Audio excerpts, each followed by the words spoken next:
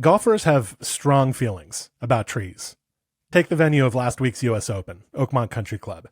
Between the 1990s and 2010s, Oakmont removed almost all of the trees on its golf course.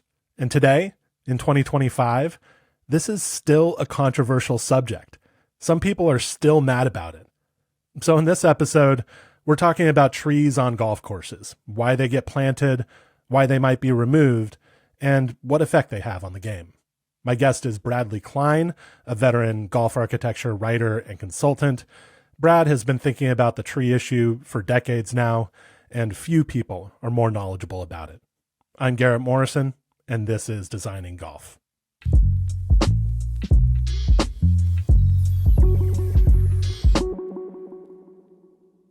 So Bradley, in addition to writing prolifically about golf courses, you have a lot of experience consulting with clubs about golf architecture. I assume some of these consultations involved tree studies. Am I right about that? Yeah, sure. What do those usually involve? How does that process look?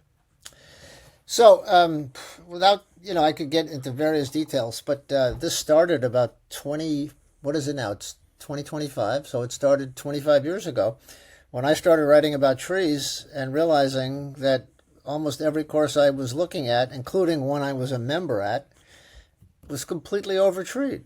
And at this time, there were already rumors are not the right word, but murmurings of what was going on at Oakmont, which was just beginning to, under the guise of their superintendent, Mark Kuhn, surreptitiously with they had the sod squad out there at 4 a.m. with a couple of boxes of Krispy Kremes to reward the laborers, and they were taking down trees and taking the root ball out and sodding it over and tamping it down. And first group out wouldn't even notice anything. It took a while for that to happen, but for them to get caught. But that was the start. And generally, I was very involved in the restoration movement, if you will, early on as a writer, championing that and trying to undo, in my mind and editorially, what I had seen was a lot of reckless modernization of golf courses, whether lengthening, stretching, overgrowing, making them straight, and losing a lot of the character. So I started writing about that, and then I got called. One of the early ones was Scioto, actually, in 1999 or 2000. I still have these reports, and you sort of walk them through what was happening, and you try to develop criteria of evaluation. And it helped listening to Gil Hands back then. I have known Gil since 1994, when he was probably making $500 a day on a dozer over at Engineers Golf Club on Long Island, and we spent a lot of time walking and talking.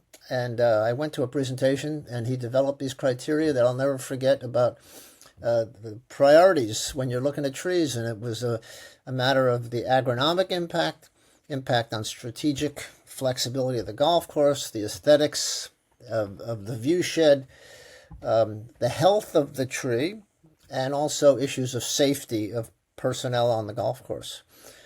And so you start thinking about these trees and what they're doing and the species and the appropriateness, and you start realizing that most golf courses, and this is in the Northeast, Midwest, Southeast, were wildly overtreed. In my background, I think it's helpful to know I'm an educator by training. I have a PhD in political science. I was a university professor. I'm very dogmatic in the classroom. It's probably why I quit. I got frustrated, but I believe in things and I believe in advocating them. And frankly, I didn't think that was happening in the golf industry. I thought the other people writing about golf architecture, in particular Ron Whitten, to be fair, he's very knowledgeable, incredibly knowledgeable, but he wasn't advocating. He was more the a kind of a neutral attorney, sifting through information, and I was more going to be an agitator. And I had a platform at Golf Week. I was writing articles like crazy. And I've had a following. As you know, about 5 or 6% of golfers really care about architecture in an unbelievably passionate way, and I had people who started asking me about, hey, what do you think about our golf course? I said, well, let me go take a look. So I started. And Yeah. And obviously, as part of the larger restoration movement, tree management programs were a big part of that, often the most controversial piece of any given restoration project. So we'll get into some of the details of why trees might be removed or managed. I think that the sort of Gil Hance playbook that you briefly referred to would be a good structure for us in talking about trees on golf courses. But I'm curious, first of all, about the history of trees on golf courses. Maybe we could just give a broad overview of how things have evolved over the past 100 years or so as it relates to trees on golf courses. What were some of the attitudes of Golden Age golf architects toward trees on inland golf courses specifically? And by Golden Age, I mean the architects who are working primarily in the first 4 decades of the 20th century. What were their feelings, both expressed and implicit through their work, about trees and golf? Yeah, it's a good question. The first thing is that trees weren't even an issue until golf moved inland. So the basic structure of the game is founded upon coastal golf, links golf. And even though it's a small tiny percentage of the golf courses, it's a strong component of the early foundation of understanding what was going on. And golf architecture really was trying to take those design principles of flexibility, of using the wind, of using ground contour, of using hollows that had been created, and taking it to land that was not ideally suited, but that's where people were, namely inland. And so around just before the turn of the century, late 19th century, you would say, the game started moving onto land that really needed to be worked. That had to be drained. It had to be cleared as well. Now, initially, many of the sites that were picked were treeless. I'll give you an example because I just saw it. Huntercombe, which is Willie Park Jr.'s great inland course, an hour west of Heathrow Airport, was a completely treeless site, fairly flat, low-lying, and the contours that were created were essentially ditches and hollows and borrow pits for coal and for mining that had been established on site. He worked the whole golf course around it, and the trees came in later. But it's not till tree clearing was required for wooded sites on farmland, where you had rows of trees that had been used as boundaries. When you're assembling a golf course property of 150 acres, you're often involving different parcels of land that are divided by trees. And that's when the removal process started to take place in a heavy-handed way. Ross was one of those. Mackenzie was similar. MacDonald, as I recall, most of them didn't write very much. The writings we have are from the occasional polemical book by Hunter or Mackenzie and MacDonald. Ross himself wrote very, very little, but they made it, Tillinghast was more prolific about this. They made it clear that trees were acceptable and appropriate, but not to be central. They had a character, that, first of all, delineating the boundary of the property, the occasional dogleg around, but I think it was Ross who said that it was a mistake to make a tree a central component of the strategy of a golf hole. So while they accepted, and partly that's an economic, when you're on a site with trees, you decide how much you're going to cut down. They wanted generous fairways, and it has to be said that even their inland golf courses back then were 50, 60-yard wide fairways. The narrowing of fairways was a function of the introduction of fairway irrigation, which could only throw water 30 yards, and everything else outside of that starved. So they started to fill that space of dead grass. They put an irrigation system in thinking it's going to irrigate the golf course. It only irrigated 30 yards. Everything else was dying, so they then filled it up with trees. And that was after World War II for the most part. So if you look at the history of the planting, which is part of this, the aggressive planting program didn't take place till after World War II. So what it tells you is, when you look at the early images, and we do this all the time, I'm thinking of a wonderful Donald Ross 9-hole golf course in Massachusetts called Whitensville. And there's an aerial from 1927, 28, and it shows about 8 pine trees out there, all clustered between the first green and the sixth fairway. And that's it. Everything is also wide open. And the hardwoods they had, by the way, were many of them graceful oaks and American elm. And American elm was a fantastic golf tree because it had deep roots. It had a tall main trunk with a beautiful kind of champagne glass canopy, and you could play under and around the hole, under and around the tree. And so as a majestic, gracious tree, it actually allowed you to incorporate that and still have an element of grace and beauty and strategy all combined with that kind of a tree. Unfortunately, when the American elm started to get the Dutch elm disease around and after World War II, and thousands of them came down on golf courses, they were replaced. People got nervous. They started planting spruce and sugar maples and swamp maples and all sorts of trees that were not indigenous to clutter up or fill up the golf course. Brookside Country Club is a great example of this in Canton, Ohio. It was one of my early projects that I was involved with. And you go out there on the aerials from 1920, it's just sand, open blast areas, no trees anywhere. And by 1957, 58, these kind of, it looked like German prisoners of war had planted trees every 19 and a half feet in a dead straight row down both sides of every fairway. So by the time television came along to show what golf courses looked like, people thought that look of the enclosed, narrow, 30-yard wide, straight, tree-covered canopy was the norm, and it wasn't. So you've laid out some history for us here. You know, we start in the first decades of the 20th century, where the general attitude of most golf architects is that trees can be appropriate on a golf course, but not too many. We're certainly not going to have rows of trees enclosing golf holes, because that sort of chokes out the character of the land and of the strategy of the hole, and creates other problems as well. But then in the post-World War II period, we have these planting programs, sometimes motivated by so-called beautification. Other times you refer to the elm disease, the elm blight that happened in the middle of the 20th century, and sometimes clubs would react to that by planting a bunch of trees to replace the lost elms, except those trees were not nearly as well suited to Right. golf as the elms, nor as beautiful. And so we have a variety of factors leading to pretty aggressive planting programs at many classic golf courses in the 50s, 60s, and 70s. Now we get to the 80s and 90s, and this is when you're starting to enter the industry yourself and writing about golf courses.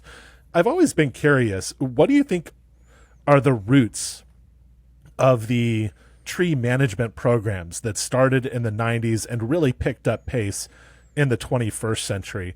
And specifically, I've always sort of wondered, when I read about the history of Oakmont's tree removal program, the story always begins with, well, the club's board and green chairman were strongly in support of restoration and removing trees, and the members really weren't. And I've always wondered, okay, well, why was the club's board in support of it in the first? How did momentum build in the first place to start removing trees at Oakmont and at many other clubs? I don't know. What do you have to say about that? What do you think the kind of underlying factors are that led to tree management becoming a popular process at Well, many I don't American think clubs? I wouldn't say it's popular, but I would say it's widely accepted among people who know what they're talking about. So, there are lots of different strands and converging moments here. So I'll give one stream is that restoration generically became a buzzword. I give the founding moment, and I'm proud to have caddied there at the '86 U.S. Open at Shinnecock. That was a big watershed in the moment in which we discovered that a 100-year-old golf course could still be relevant. And that was the first U.S. Open to be held at Shinnecock since since the 1896, right? Yeah.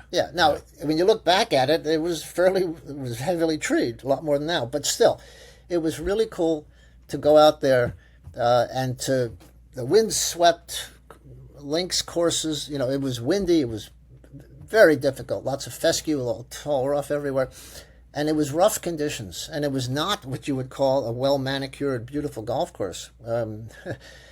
They were still, back then, they were still triplex mowing the greens and gang mowing the fairways, and fairly rough conditions. But the point is that the USGA made a commitment there, maybe by accident, whatever. It doesn't matter what their motive was. The impact was people started talking. And then 2 years later, 88, the country club at Brookline was a really important, because that's where Rhys Jones made restoration a focal point of his presence. He spent a lot of time there and established his reputation as a restorationist. Now, in retrospect, the kind of work he did is now seen as a little bit timid and passé. But for what was going on in the industry at the time, the use of those fescue mounds, for example, reclaiming some of the surface, some tree management in areas that were heavily shaded, that open also became, for marketing purposes alone, good. Reclaimed the reputation, and more importantly, that word entered into the vocabulary. Mm-hmm. And that's really what started the conversation about these things. Now, the other thing that happened is that with environmental management and crackdown by the EPA and the use of chemical pesticides and basic heavy chemistry, mercuries, for example, and there was a concern about the overuse of chemicals on golf courses. The environmental movement was manifesting itself. There was a lot of resistance in the industry, to be fair, but still, people realized that from a cost management standpoint and from a toxicity level, because a lot of environments now were being tested.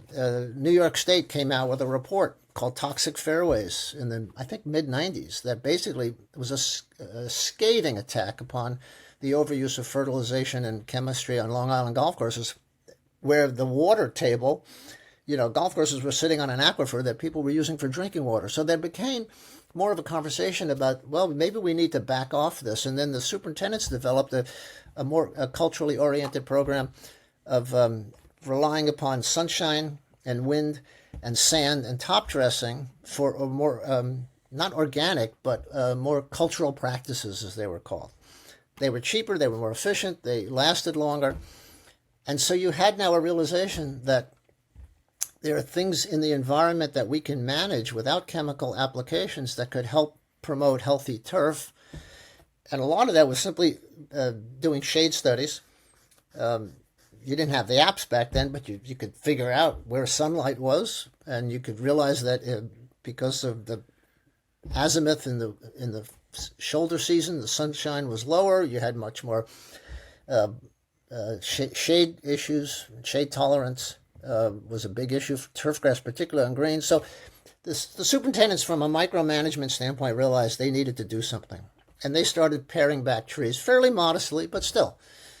Because if you want bent grass, you need 8 hours. You need 8 hours of sunlight. If you're just going along with the perennial POA, you can get by on 4, 5, 6 hours. But if you want quality turf, if you want greens roll, people don't realize the conditioning has changed so much. Back in 1977, Oakmont was the fastest golf course in the country. Stimpmeter speed registered by the USGA was 9.8. It was 2 feet ahead of Augusta National. Augusta National was averaging 7.7. Mm-hmm. That's in 1977, before they converted their greens at Augusta. But in any case, conditioning was different. So when expectations went up, and it's like, we would like something faster, the new bents were a little better. The old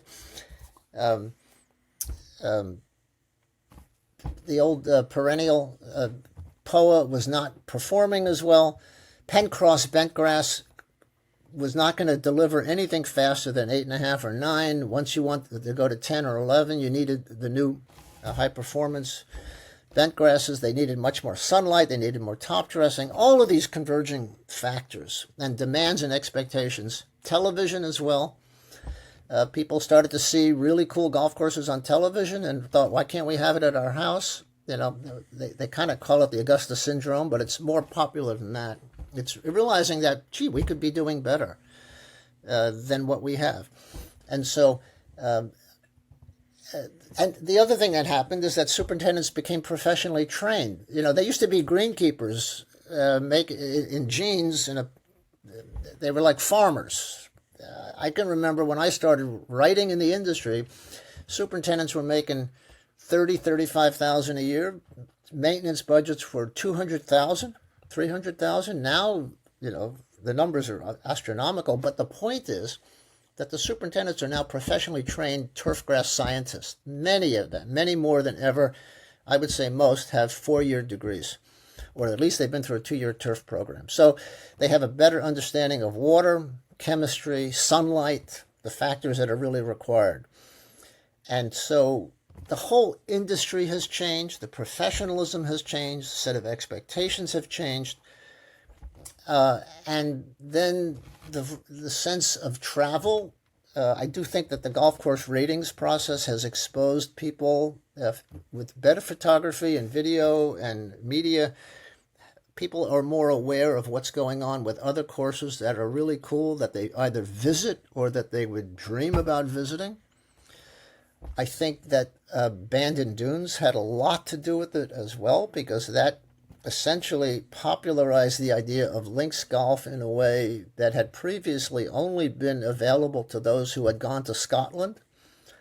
Of course, as you know, or most of us know, getting to Bandon is just as difficult as getting to Scotland, but at least it's in the United States and it doesn't involve quite the schlep. But the availability of that kind of a golf really struck a nerve with a certain percentage of elite people who then, I think, became more prominent in decision-making in their home course.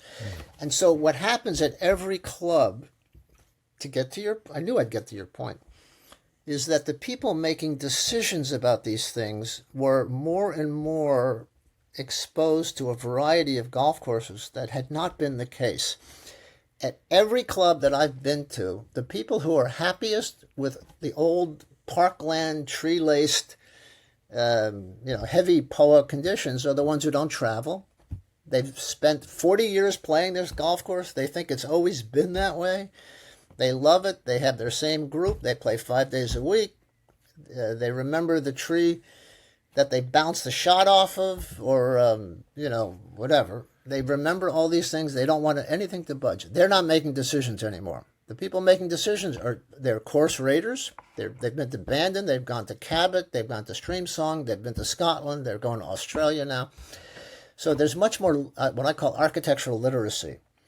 They're reading the books that we write. They understand that superintendents are professionals. They're not bossing them around. They're starting to listen to them. And the superintendents have become better about communicating and a little bolder in their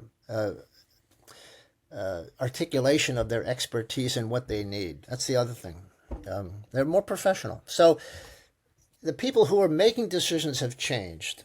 I think increasingly we found that a more informed decision-making apparatus has developed at these clubs, so that they're working with superintendents rather than telling them, hey, you should mow the left side of the fairways wider because I'm hooking the ball and I'm tired of being in the rough. That's what you used to have. You don't see that as much. So it's a big, big change at many, many levels. Yeah, and just to put a bow on the historical narrative here, the rise of the superintendent, which you've referred to, or the increased prominence and education of the superintendent, is a big part of this story, because now you see superintendents, the head superintendent, being often the most important and in some cases the highest paid employee of a given club. That wasn't really the case in the past. They have a lot more power now and a lot more authority. And what they're saying often is, well, listen, if you want me to use less chemicals, less inputs, less water, then we have got to get our turf in the sunlight. And if you want that turf to be of the highest quality, Yeah. then it needs sunlight and air circulation. Yeah. And if we have trees surrounding every hole and putting all of our turf in shade for most of the day, then we're not going to have outstanding turf conditions, especially if we want to reduce our dependency on chemicals and various other inputs. And so that's kind of the logic that has started to win the day a little bit here. Yeah. One of the great moments I saw, actually witnessed this conversation, a fellow comes into the superintendent's office and says, you can't cut those trees down. Can you manage this without the tree management? And the superintendent says, you're a dentist, right? Yeah. I said, do you want to pull teeth without Novocaine? You could do it, but you might kill the patient. And it was a great kind of response of a professional. And the guy backed off, realized, So I think the professionalization, and I have to include the golf pros too, because they have, I noticed starting about 25 years ago, the PGA of America at the convention would start running seminars on architecture, on maintenance, and instructing golf pros a little bit more about that component of it so that they are on the same path. And every club where there is ongoing tree management, there has to be a collaboration among the GM, the golf professional, the superintendent, and the green chair. And the more they collaborate, and they're starting to do that, well, they've been doing that for a long time. The architect leads the conversation, but the professionalization of this relationship means that those people are listening to what's best for the facility rather than listening to who's going to who on their board is going to help them keep their job. Mm-hmm. The boards are not effective in that kind of planning. People don't have the time, they don't have the expertise. They might have some expertise in financial management, but not in terms of the agronomic side of it or in the strategic or historical side. So my job as an outsider was easy because I didn't, I would go in for a day or two for a set fee. If they didn't like what I had to say, I don't care. I'm going to get paid anyway. So I had more latitude to say what I needed to say rather than someone who was a full-time employee who was trying to get his kids through college and needed his job. So that gave me a tremendous freedom. And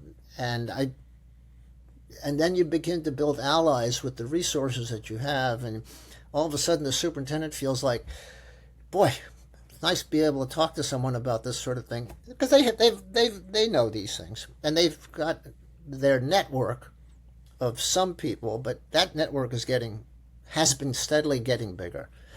So, and again, the travel, the abandoned dunes kind of experience, the television exposure, the websites, Golf Club Atlas and Fried Egg, and that kind of conversational stream, it's just been absolutely crucial. I'm not pandering here. Those names, your names come up all the time when I'm meeting with clubs about things that they've seen. They did not have those resources 30 years ago. So I think the social media component of it has also created a reassurance that they're on the right track.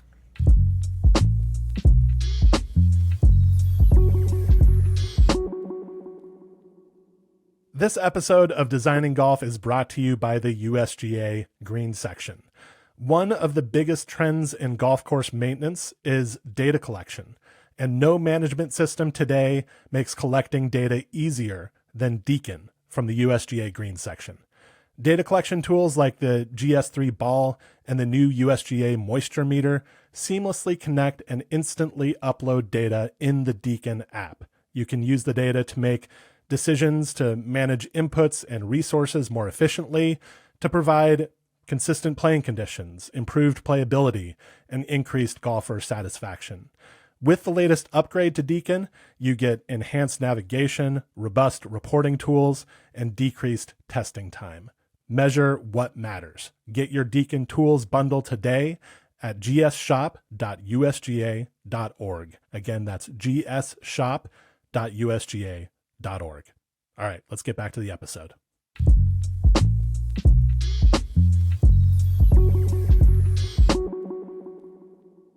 In any case, I want to get to some of the specific topics that are often covered in discussions of tree management programs.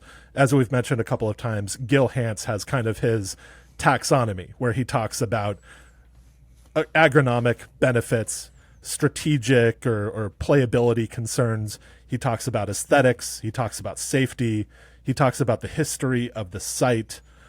I may be missing a couple here and there. Maybe budgetary concerns factor into this as well. So I'd like to touch on some of those.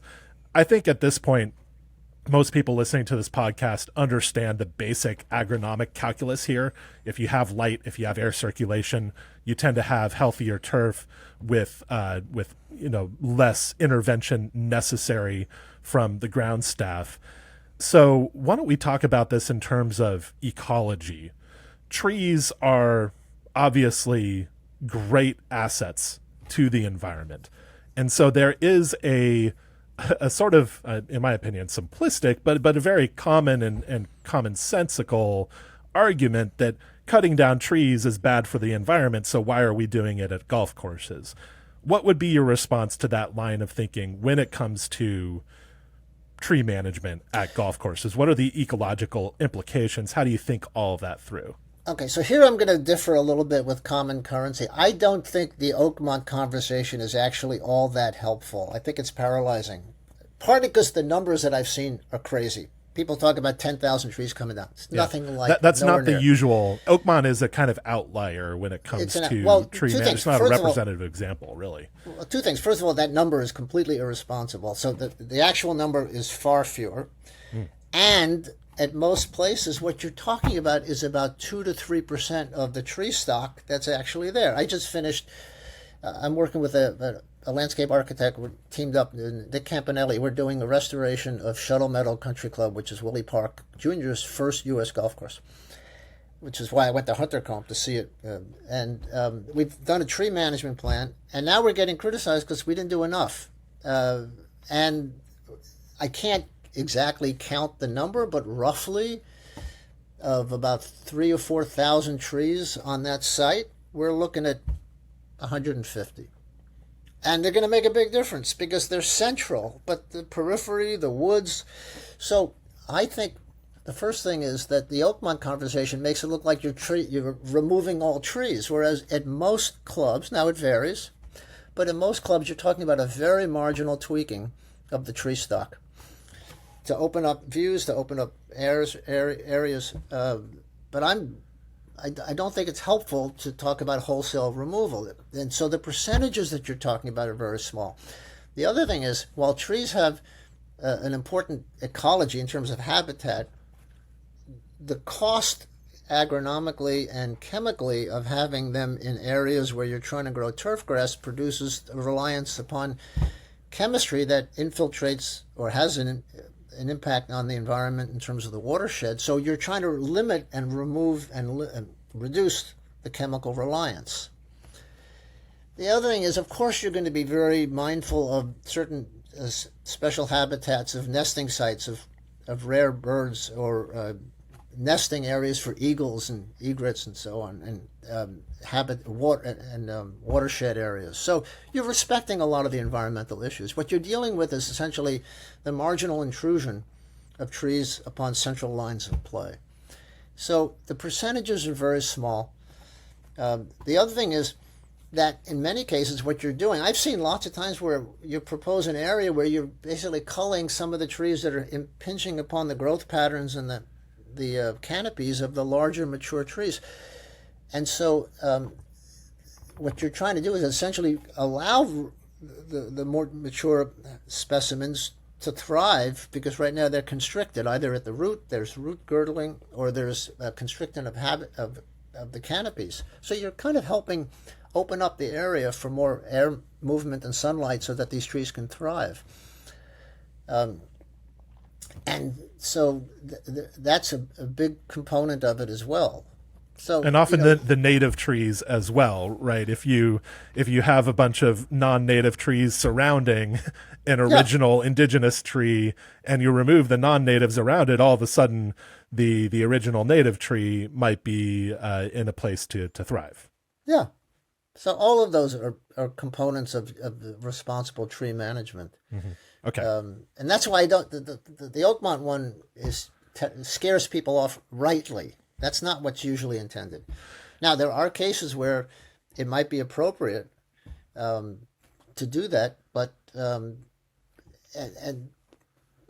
that's an extreme exception. Let's talk about some playability or strategic issues.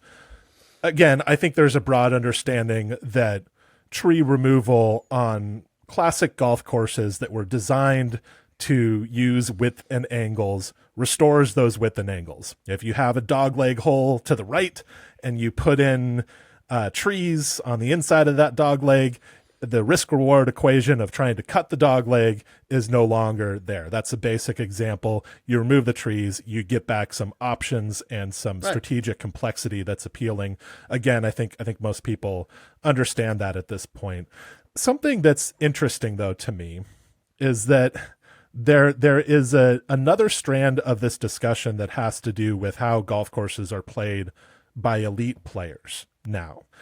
If you take away trees from a golf course, then elite players are, especially now with the equipment that they use and the way that they hit the ball, are going to feast on most of those golf courses. If you don't constrict their line of play in some way or another, it's going to be tough for the golf course to defend itself. And I think a lot of people looked at Rory McIlroy in the fourth round at the Masters and looked at the most memorable shots that he hit that day. One on the 7th hole where he kind of had to hit this miraculous shot around the trees to get to the green. And then, of course, on the 15th hole where he had to shape I don't even think it was a long iron. I think he hit a 7 iron. It was a 7 iron. It was a 7 iron. But, the thing with 230 yards or whatever it was. Right. But that shot only existed because those trees were there. Now, in the original design of Augusta National, you would have seen a couple of trees in approximately that position in the 15th fairway, but most of the 15th fairway would have been way more open, of course. And then those trees on the 7th hole that he played around wouldn't have been there initially. So I think people looked at those shots and said, well, trees have to be good for strategy, at least for elite players, because, or at least for the interest of the golf tournament, they have to be good, because if they weren't there, then we wouldn't have gotten those shots.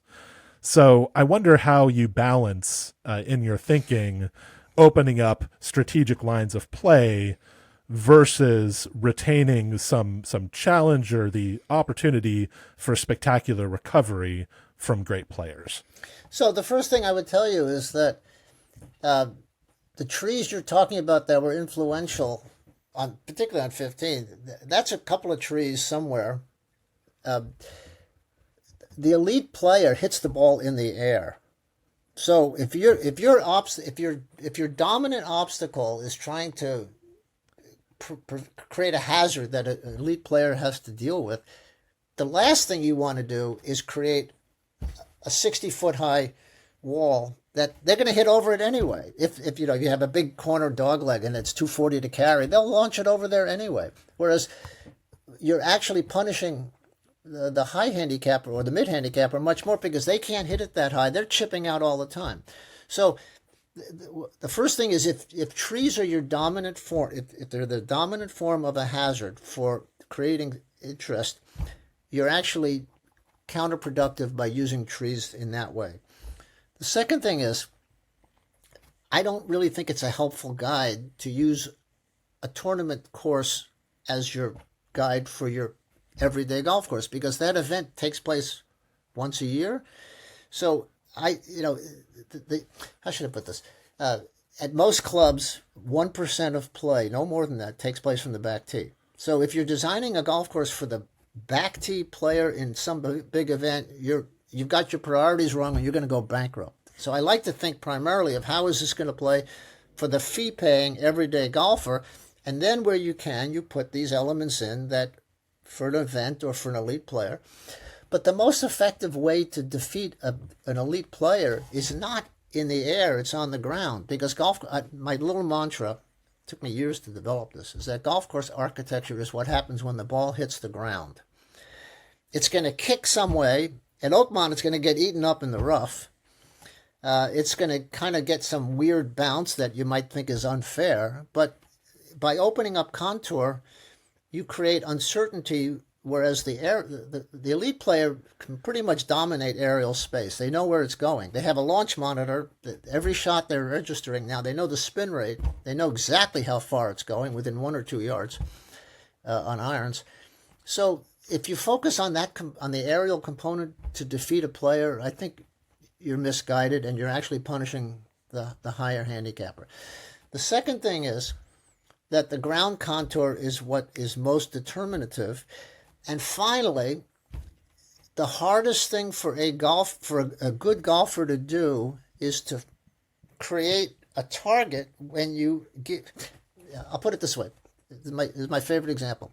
17th at Augusta National, they lost the par 4. They lost the Eisenhower tree, which is about 210 down the left side, which hung out over the fairway. And everybody said, oh my God, they're going to eat up the golf course. It's going to change it. So what happened? Average scoring didn't change, but the range of scores changed so that you had more birdies and more bogeys, because previously with that Eisenhower tree, you either hit a little light cut or you took a three. The elite players hit 3-wood because they're desperately trying to hit the fairway. That tree's gone. The target area is larger. More of them hitting drivers. Some of them land in the adjoining, I think, 7th hole. Others bail out to the right. So the actual impact on scoring was more diverse scoring. Although the average didn't change, the diversity of the scoring did. So Gil Hanse showed me this at TPC Boston once. He showed me the data for the 9th hole, the par 4 dogleg. He said the wider they opened it and the more room there was, by definition, the fairway was a smaller percentage of the available space you were looking at, the more difficult, or the less people hit the fairway.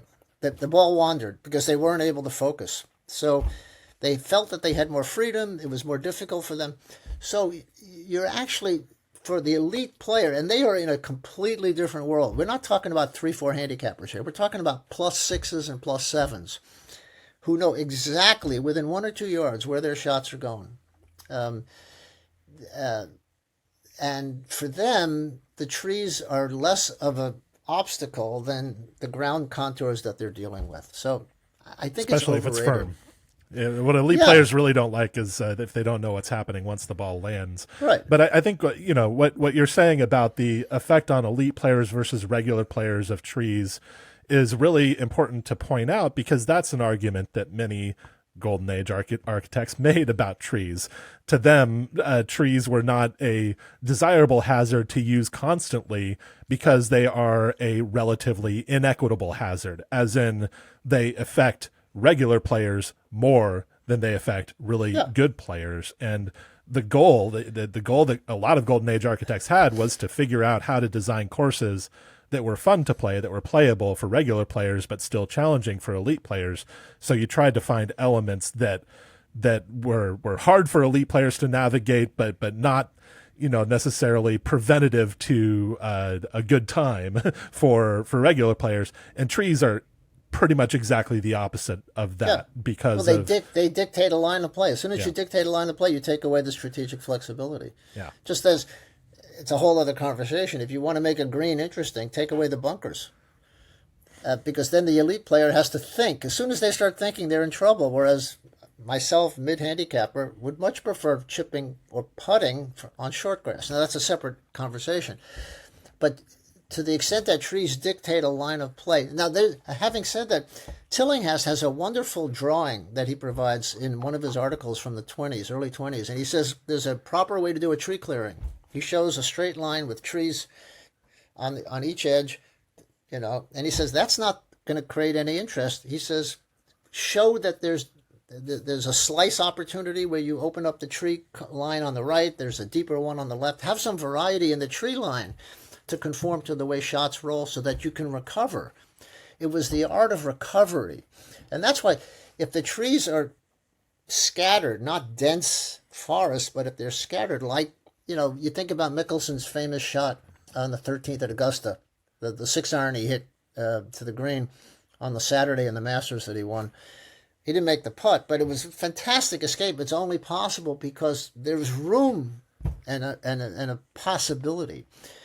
The most boring shot in the world is getting down with a 4-iron and hitting it out sideways. That's not strategy. That's not a shot. The opportunity to create an escape. And so a lot of that has to do with the density of trees.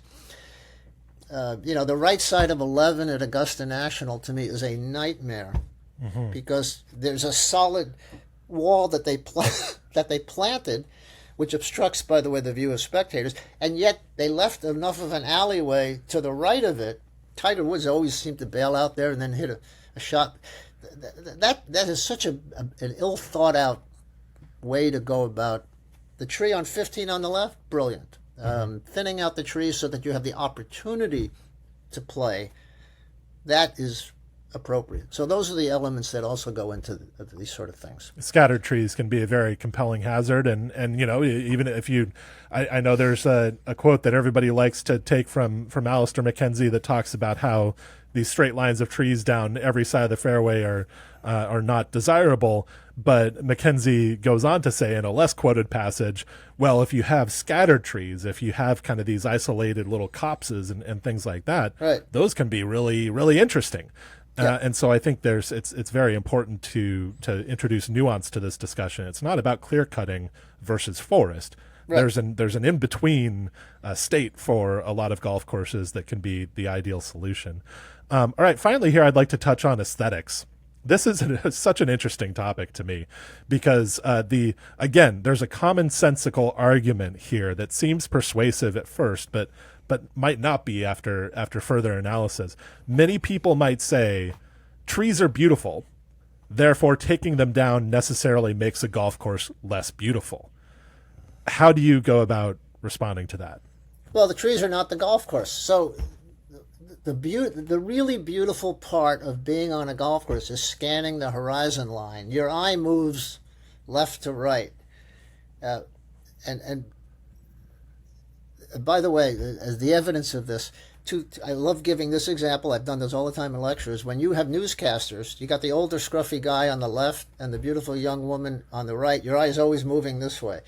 In horror films, your eye is moving left to right. So the knife always comes in from the right. In Psycho, when Janet Leigh gets killed in the shower, she's coming in from the left and the knife's coming in from the right. And the impact of your eye moving is part of the aesthetic experience. These are actually true physiological components of the human body. The beauty of a golf course is when you can scan the horizon line, so that Dunlop White talks about raising the canopy. Mm-hmm. And Dunlop White, the great longtime green chairman at Old Town Club. Yeah. And he wrote about this a long time ago, about raising the canopy. So you don't need to remove trees, but you can trim up the canopy so that you can see the horizon line and get a feel for how the land moves. A solid wall, if you go to northern Minnesota and look at a solid wall of pine trees, there's nothing particularly beautiful about that. What's great is when you're in the woods and you see the sunlight and the clouds and the color of the sky through that. So that's the beauty of it. But an undifferentiated woodland, it doesn't have the character, so that you want to thin it out, open it up, raise the canopy, being able to move this way. That's the beautiful part. And also the occasional view behind where you have, say, an infinity edge. So you have this dramatic, you're in North Carolina in the mountains and you have a green and behind it is just miles of sky or ocean. I think about at Sabonic, the 15th hole of the par 5, where they gradually lifted the canopy behind so that you now have this beautiful vista of Great Peconic Bay behind the green that they didn't have until they thinned that out. Mm-hmm. So what you're trying to do is use the landscape features as a canvas and not simply impose this vertical structure upon it, because that doesn't have any kind of distinctive site-specific aesthetic to it. So a lot of it depends on what you're looking at and what's there and what you're hiding. But exposing that and allowing golfers to see that from various vantage points, that to me is where the beauty and the variety of a golf course come out. It's the most varied canvas of any sports field. The only regulation for the aesthetic is that, or the structure, is that the hole you're playing to is 4.25 inches across. Everything else varies. You might as well utilize that opportunity to experience the landform and the sensibility of where you are as part of that. And if you rely upon trees to create the curtain, you might as well be in a darkened room for all that matters. You lose the sense of place and of what's special about the golf course. Yeah. And what you're talking about right now, the term of art for it is viewshed, which is and that is the idea that you can see across a landscape or have a long view from multiple different vantage points, and that is beautiful. That's the thing, is that there are different kinds of beauty. The beauty of an individual tree is undeniable, but certainly when you're on a golf course, the ability to see, to have that viewshed is a powerful aesthetic experience. And I think that's probably the factor that makes a lot of club members who might initially oppose a tree program eventually endorse it. Once they discover the wonders of the viewshed, then it's all over. Then they're suggesting more trees that can be taken out because they have that kind of emotional experience of being able to see across. The views you have, they're either exterior or interior. They're either, Whistling Straits, you're looking at the lake, or at Aronimink, you're looking across the beauty of that slope and the holes behind it, so that you have to sort of decide what it is you're revealing, but it can be one or two or both that's available to you. Sorry. No, that's a great point. I was going to add that there's an interesting issue also of scale here, where and I just saw an example this morning. We're recording this the week of the U.S. Open, and this morning Mike Clayton, the great Australian player and architect, just posted a before and after photo of the 13th hole at the Addington in England. Yeah. And there's the before photo has the tree very closely enclosed by has the hole very closely enclosed by trees. And then the second photo is not every tree has been removed, but it has been opened up. And to me, in the second photo, the land looks way bigger. It looks bigger in scale. Right. And part of the reason for that is that the trees are no longer overwhelming the scale of the land. The land is all of a sudden the bigger thing, or is at least competing with the scale of the trees. And so all of a sudden the golf hole doesn't look dinky anymore. It looks more grand by a lot. And that's another effect of tree removal that I think is it's something that's hard to understand unless you have actual on the ground experience of that before and after. Yeah. I have this secret theory that at country clubs, people they didn't really want to see their business partners. They didn't want to see who else was sleeping with their spouses. They wanted to just have this little isolated thing because they really were kind of grumpy about stuff, and they got so used to this narrow view that they forgot where they were. And now we're allowing them in this grander view. I think of Inwood Country Club on Long Island as just a fantastic example. When I grew up there caddying, it was tree lined, and you had no idea of downtown Manhattan. You had no idea of the marshland. You had no idea of the transition of the terrain through those landforms. And now it's a vital part of the golf course experience. It just completely changes your sense of what you're doing while you're playing golf. So looking toward the future here, do you think, I think there's a sense out there that tree management has won, and that maybe even we've gone a little bit too far. Yeah. And that at some courses we've removed too many trees. Where do you come down on that? Do you think there is still a significant amount of work to be done, both culturally and practically at golf courses, toward the goal of tree management? Or do you think that there's a moment here when we can start to step back and say, how can we restore some trees to some of these landscapes that might be calling out for them? Where do you land on that? Or is it just a club by club thing? I am sensitive to the view. I know a number of architects have sort of tried to sit this one out and think, well, this is just a fad. This is like, island greens or railroad ties or drivable four-pars. And I don't think it's that way, because I think the agronomic benefits, the management benefits, and the aesthetic beauty that results is so transformative and so unique to the nature of the golf as a sports field that I think we're more or less, this is where we are going to be. And then it's a matter of refining that. I do think that a lot of attention needs to be paid to how the site evolved on a case-by-case basis. I do think that's important. And again, I go back to what Gil says. I was there when he was making a pitch to do the restoration of Worcester Country Club, where I just was last week. They had the centenary of the 25 U.S. Open. And this was back a few years ago. And they said, they asked Gil, of all people, are you an expert in what Donald Ross did? He says, I'm going to be an expert in what Donald Ross did at Worcester Country Club.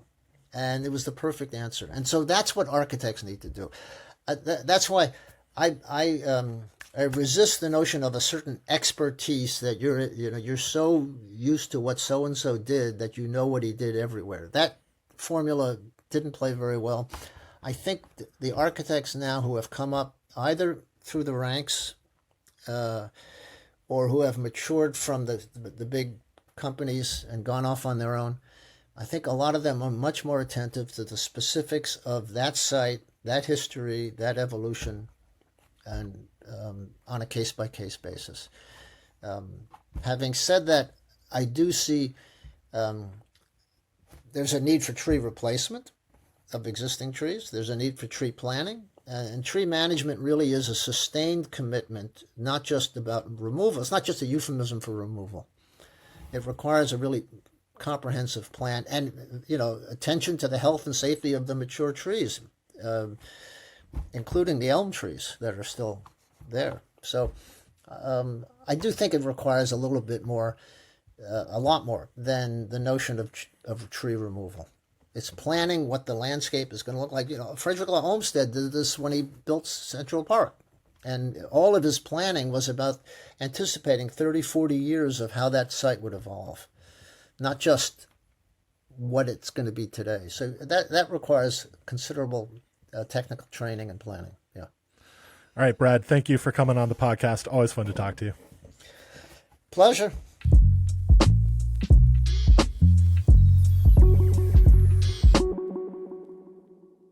This episode of Designing Golf was produced by Will Balsam. Thank you, Will. If you've been enjoying Designing Golf so far, then leave us a rating and a review wherever you might be listening to us, whether that's Spotify or Apple Podcasts. And also make sure to check out Fried Egg Golf Club. Go to thefriedegg.com/membership to see everything that you get with your membership to Fried Egg Golf Club. But one of those benefits is exclusive content. This includes updates on golf architecture news, so things that are happening in the world of golf architecture. You will be among the first to know what's happening there. And also weekly course profiles. These are in-depth explorations of particular golf courses with beautiful imagery shot by our team, as well as some very well thought through words about the designs of great golf courses. So that's part of what you get at Fried Egg Golf Club. We're building a really fun community in there. I'm getting a lot of value out of it, so I would like you to join us. Thank you for listening, and we'll be back again soon with another episode.